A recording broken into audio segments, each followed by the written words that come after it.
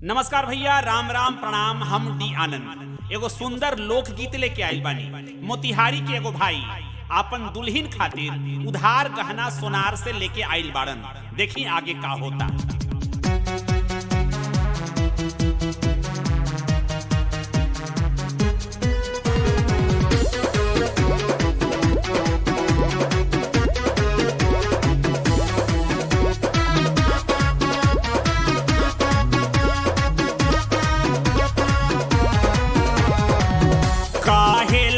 झूलानी उधार मोरे राजा जी, काहे लैला झूलानी उधार मोरे राजा जी। मारे लतानावा सोनार मोरे राजा जी, काहे लैला झूलानी उधार मोरे राजा जी।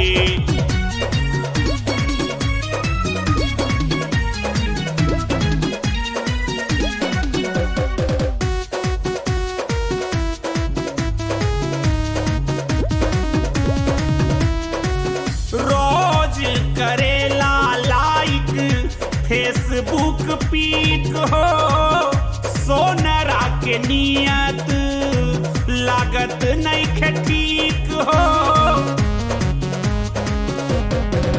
रोज करेला लाइक फेसबुक पीक हो, सोनरा के नियत लागत नहीं ठीक हो। धैले प्यार के बुखार मोरे राजा जी, मारे लतानावा सोनार मोरे राजा जी।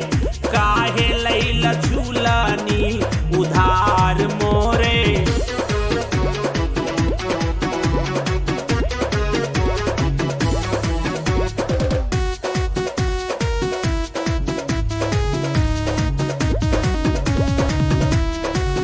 इंस्टाग्राम रील पे करेला कमेंट हो, कहेला कि साथी बना लो हमरा परमानेंट हो। इंस्टाग्राम रील पे करेला कमेंट हो, कहेला कि साथी बना लो हमरा परमानेंट हो।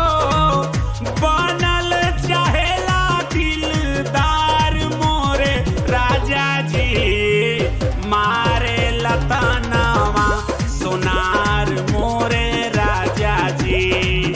काहे लैला झूलानी उधार मोरे।